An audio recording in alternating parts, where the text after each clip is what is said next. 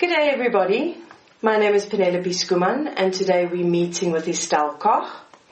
She is an intuitive soul coach and spiritual teacher, and last time we spoke about general questions around spirituality. Today we're going to focus on faith and how to strengthen your faith. Thank you for joining me, Estelle. Thank you for inviting me again.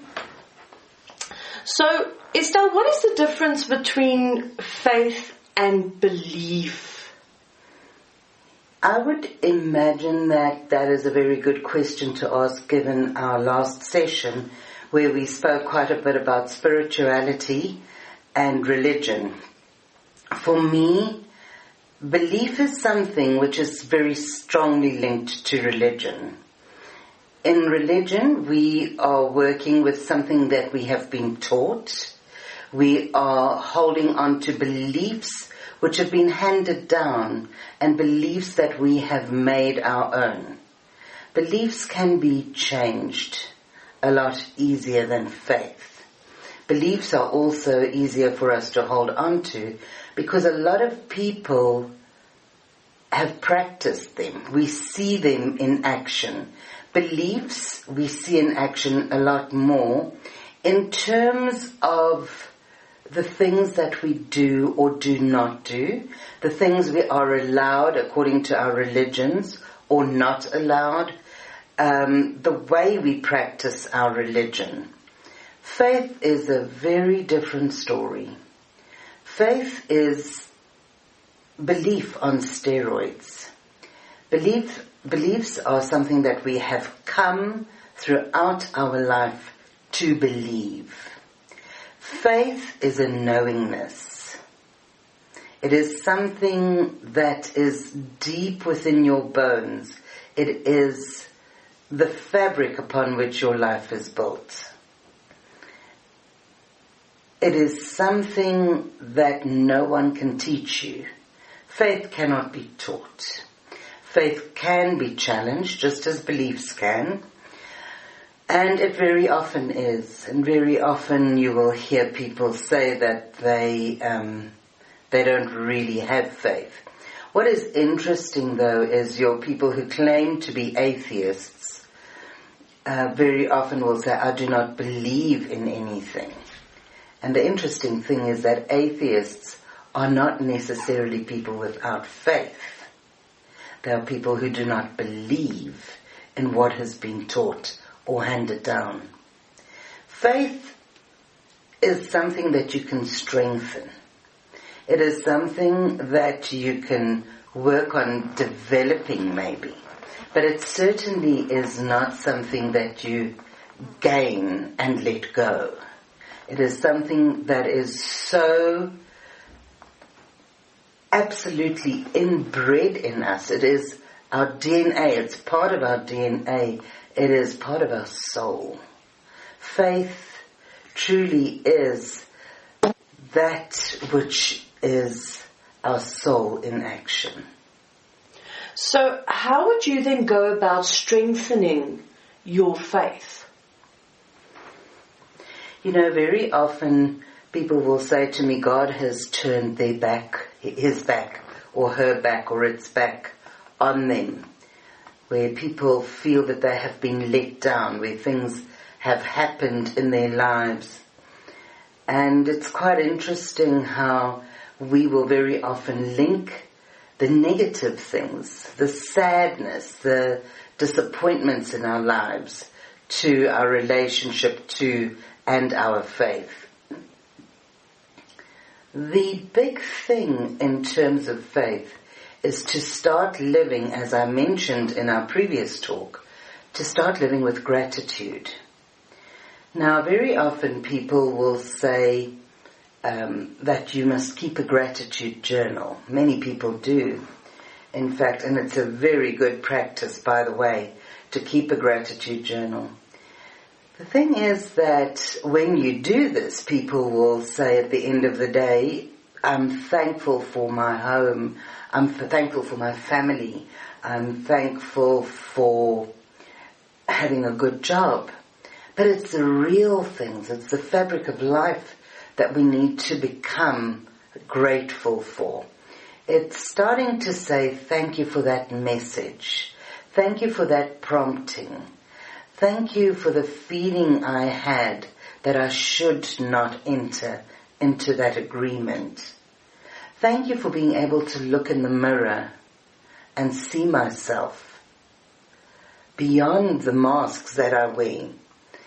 Thank you for that moment when, even though I wouldn't say it publicly because I have grown to believe that it should not be done that way, but that moment when I saw my own beauty or my own strength. Strengthening your faith is all about living it. It's all about being in touch with divinity. And I'm going to call it divinity from here on out.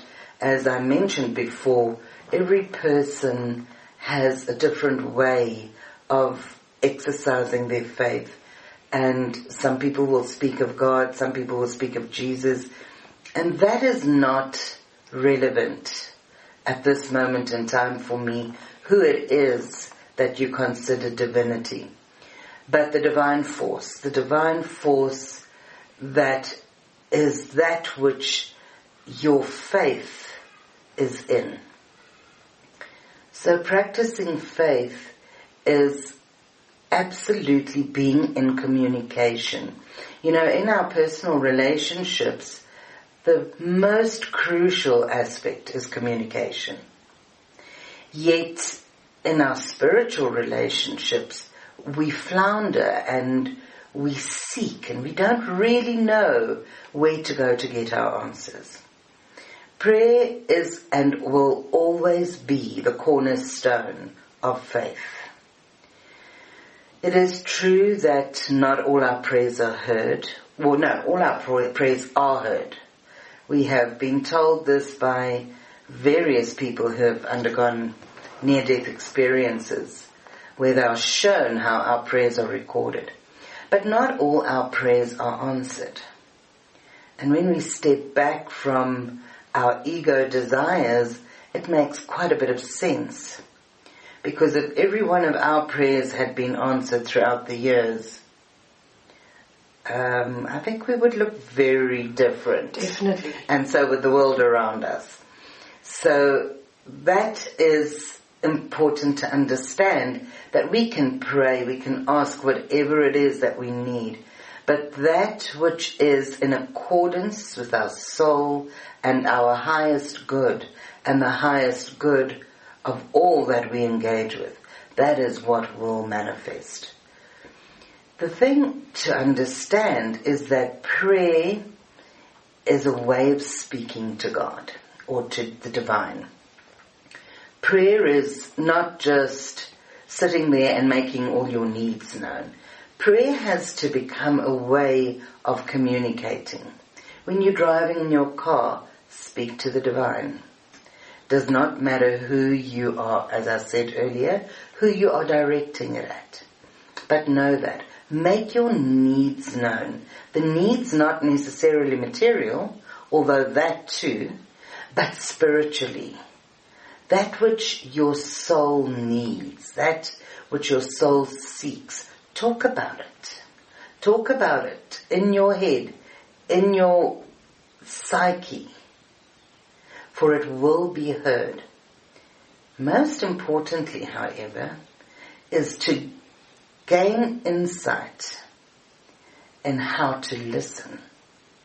Because more often than not, your prayers are heard, but you don't know how to listen to them. So how would you go about starting to listen to those answers and gain intuitive insight? Our lives are so busy and we're so focused on the physical, on what we can hear, and of course there's no loudspeaker telling us what the answer to our prayers or our questions are when we speak to the divine. Yes, it's interesting. Caroline Mace once said the guides never take a room at the Ritz, and you're not going to be walking down the street and have a clapperboard fall down with all your answers. And this is true. However, you just said we are so focused on the physical, and we spoke the last time about being so in touch with you as a person and why the focus on you as a person. My faith is my relationship to the divine. In my relationship with other people, I need to listen. I also need to look at people's body language. I need to gain insight into how I feel in people's company when I have a cup of tea with someone and they get up and walk out of the room, or I get up and walk out of the room. How do I feel afterwards? Do I feel uplifted? Do I feel brought down? How do I feel? The same kind of thing is important for our relationship with the divine. Now, we spoke about developing yourself as a person and getting beyond the masks, you will remember. The whole idea of living in faith and living spiritually is to first and foremost get to know ourselves. One of the ways to do that is to learn to know your body. Getting to know your body will allow you to recognize a gut feel, will allow you to recognize, you know how sometimes somebody will say something and you resonate with that and you get a kind of a cold shiver as a confirmation? Yes. The more you can do that, the more you can start getting in tune with, that was a message from my body that says I resonate. Or it was a message that says I do not resonate with what has just taken place. So the more you get to know your body, the more your body will tell you when it is communicating to messages, or when it is responding or getting messages from the divine, from the universal energies. Because all of that is guidance. Guidance comes to us not necessarily in meditation. You may ask for something and the message may be so subtle that you don't know it, because the answer to a question could come through a song. Wow. You could be doing a workshop and thinking, gosh, I wonder if this felt so good. I wonder if this is what I should be doing. And the next thing, you may or may not know, the song by Jefferson Starship, Nothing's Gonna Stop Us Now. And a song like that in that moment could be confirmation of the question you just put out. So when you start living in faith, and when you start living, I want to say, in prayer, where your communication is an ongoing thing, your answers, your feedback also becomes ongoing. One of the most important tools for this is meditation. Meditation is something that we can sit down and have another chat about when the time is right, because there is meditation that you can do purely for focus. There is forms of meditation that you can do for inspiration, for goal setting, to achieve certain goals. There is meditation that you can do for stress, just to relieve stress. There are various forms and purposes to meditation. But in this particular instance, our goal would be to learn to become quiet. And that could be as simple as a 10-minute meditation every day. Obviously, the more time you can spend in meditation, the better. But it's very difficult for the majority of people to start off meditating a half an hour a day. It's also very difficult for the majority of people to quieten their minds, because it's not who we are. We have been programmed to think, to eat, to talk, everything on the run. Everything is done on the run. The purpose of meditation in terms of faith is to learn to become quiet, to learn to come into your center. In other words, to bring all your thoughts and your energies into your body, not scattered everywhere. You know, we have a little picture that I'm sure if I say to you the praying hands, comes to mind immediately. The praying hands actually represents the body coming together. That's what the purpose of it is. And the two middle fingers touching each other is like a core center running through the body.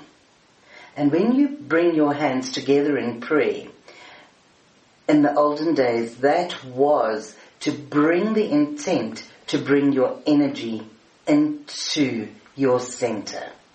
When you are there, it is so much easier to be quiet.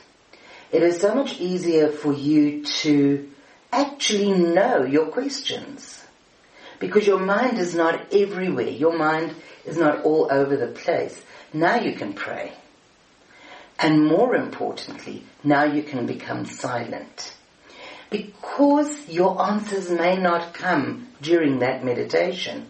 But what you are doing during meditation is you are starting to train your body and your energy field to come into a quiet, centered place.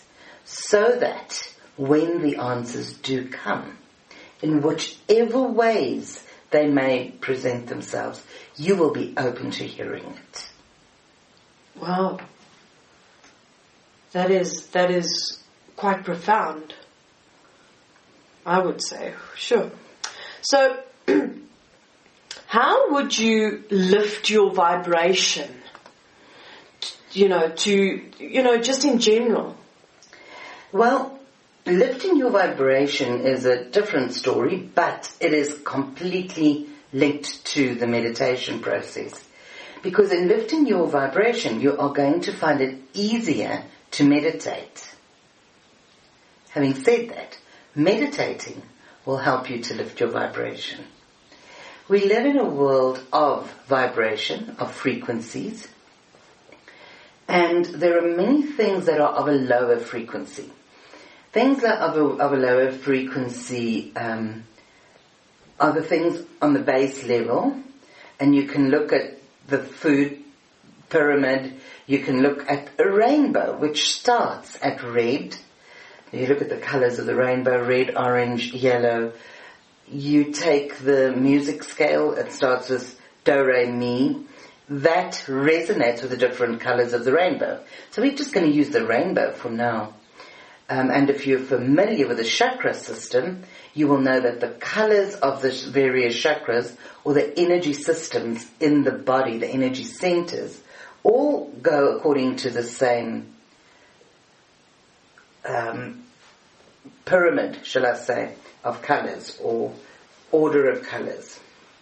So your base chakra, your base color, your base note would be the red and the lowest one.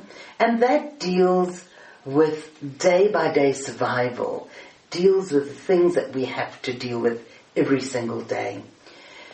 The second one coming up would then be, for instance, your relationships, dealing with your relationships, your material well-being, your intimacy levels, and then going higher up on the spectrum, you get to a place where you're on the yellow vibration, which deals with you as a person, as an individual.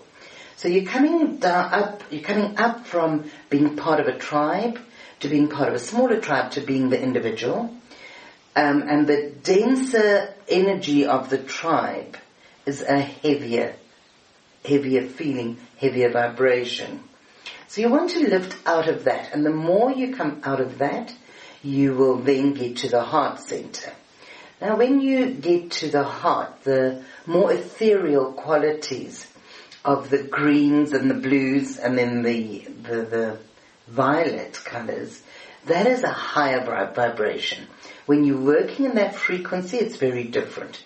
So let me take an example. If you are going to work, you're amongst a lot of strange people. They're your acquaintances. They're your colleagues, but they're not your friends necessarily. And you're with them, and you walk away from home, from work at the end of the day, and it's been a long day, and yes, you're going home, you're heading home. This is a normal day. Yet on a Sunday, for instance, you go to church. Or if you've ever experienced the choir experience, where 1,500 people come together to sing a song, again, you are in a place where you are with a lot of people, some whom you've never known, you've never even spoken to. But when you walk out of there, you feel lighter, you feel uplifted, because it's been a higher frequency environment that you've been in. Am I making that makes sense? A lot of sense, Right. yes. Now, what we want to do as individuals is we want to balance our lives. We want to get to a place of balance where we are not constantly bogged down by survival, the need to survive.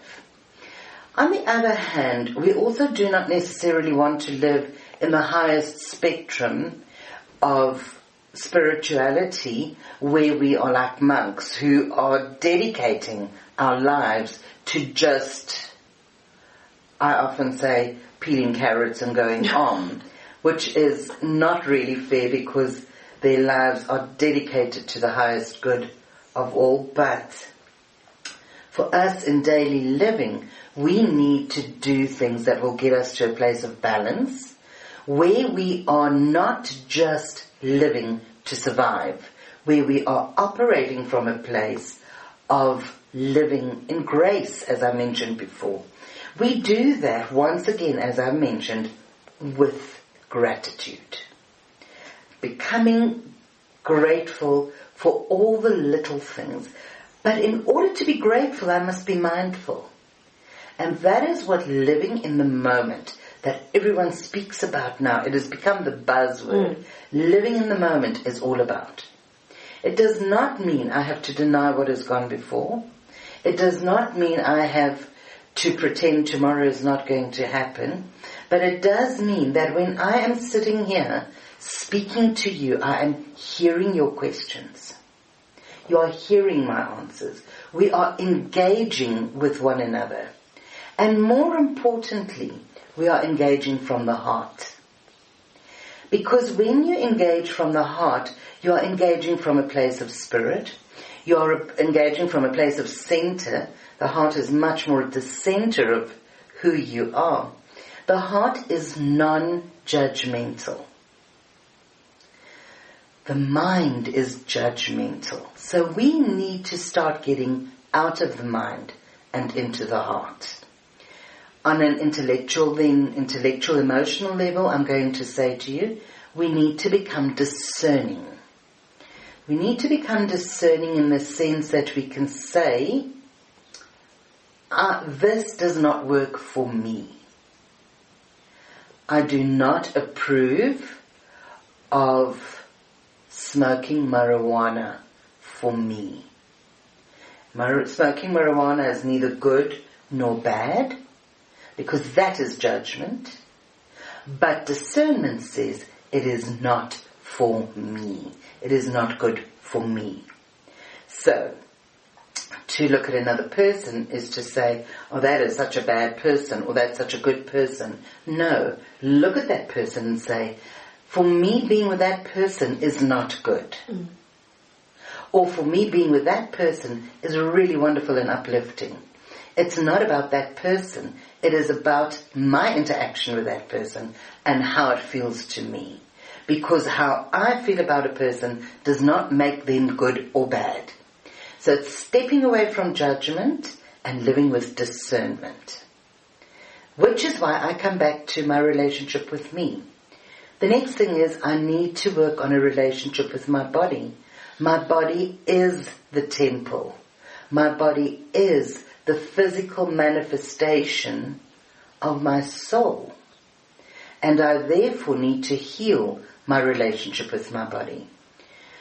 Doing that I do through exercise, I do through nutrition, and I do through looking after my body and doing what is best for it.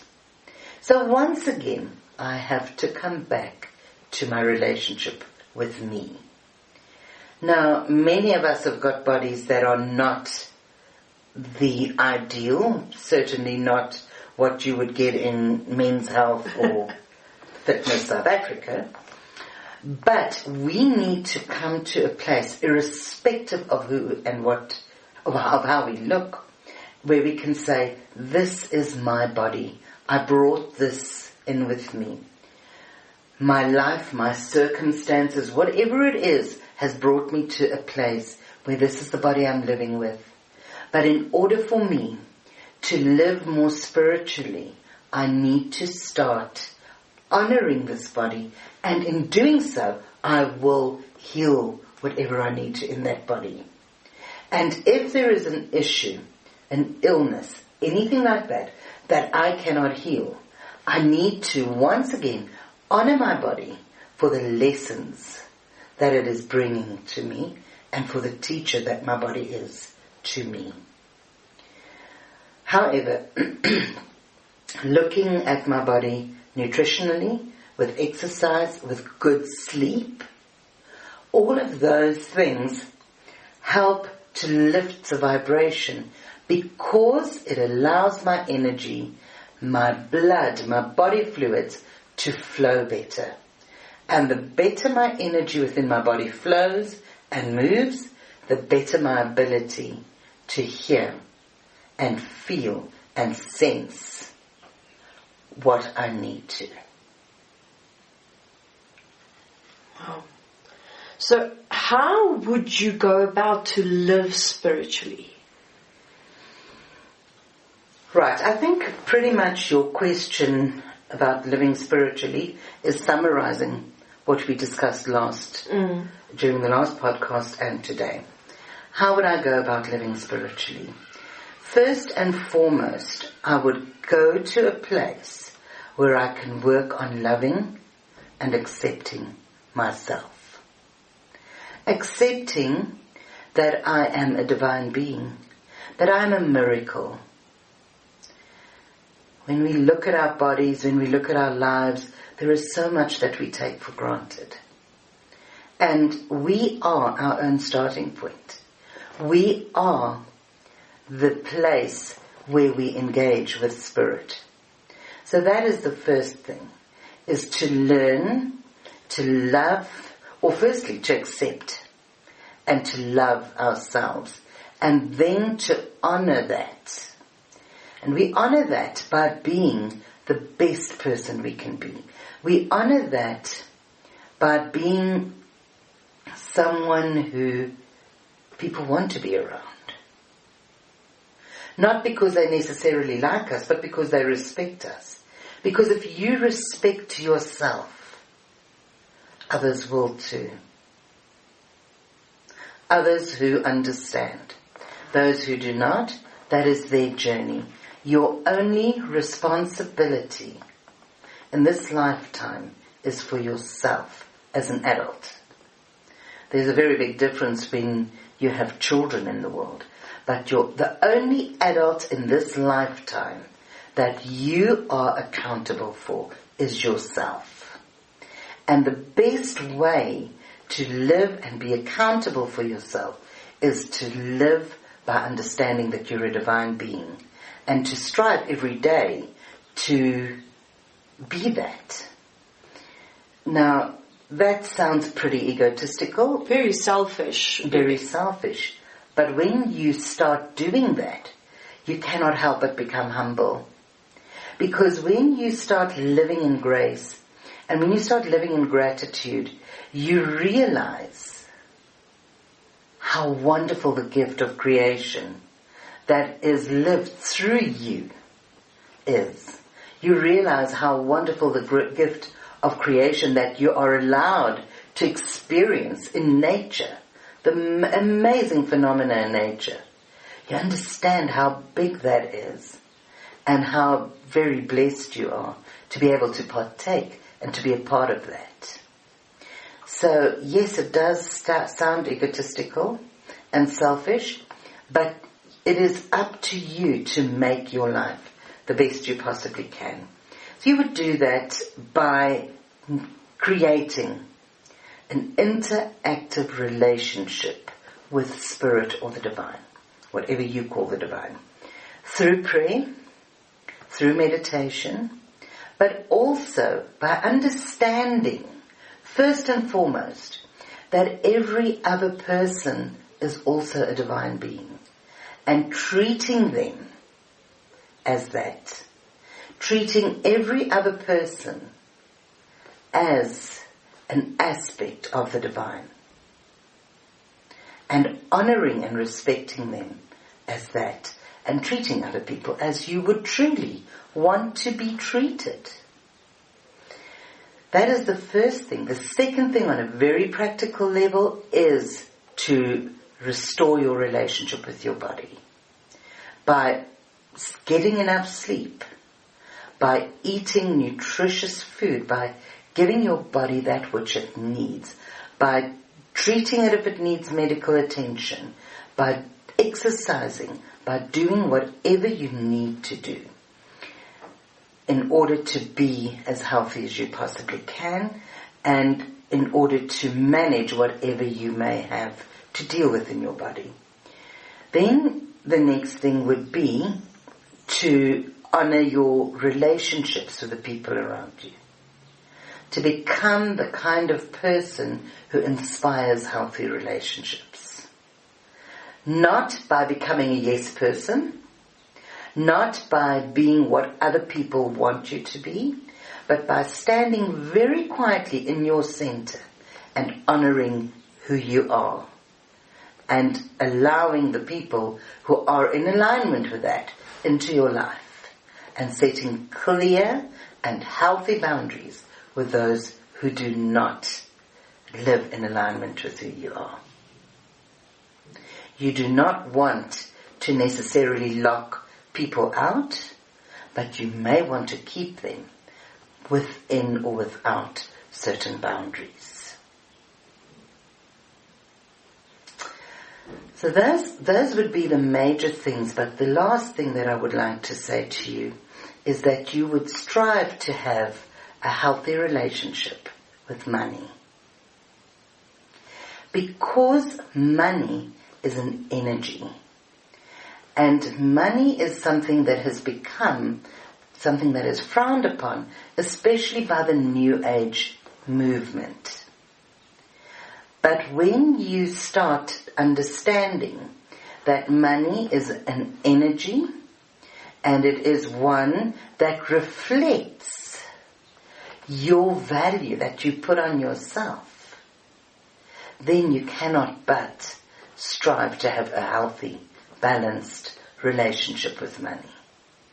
If you can understand that when you deliver a service, you deserve to be paid in relation to that service. The minute you start valuing yourself, the minute you start valuing your gifts, and the minute you start valuing that which you bring to any situation, and you stand up for that, and you ask for that to be honored through payment for your services, your financial well-being will also improve. And that ability to live in financial comfort, shall I say. We're not talking about huge abundance. I'm not talking about becoming rich overnight. I'm simply talking about living in a way that is comfortable and where your needs are adequately, and the word adequately is important here, adequately met, that you're not only meeting your needs, but you're also able to celebrate life and live your joy because you are able to financially. That is when you will know that you have found within you the balance and the acknowledgement of who you are and your relationship with Spirit that says, I am a divine being. I deserve to be here. I deserve to be loved by the divine, by my source. I am loved, and I can manifest abundance on all levels of my life, emotional, physical, materially, because I know that I am a child of and I am divine. Well, that's quite a bit. Thank you so much, Estelle, and thank you for all of the insights. We will be doing a lot more of these podcasts, and please feel free once again to send us any questions you might have. Thank you once again, Estelle, and I'm hoping to meet with you soon. Thank you once again.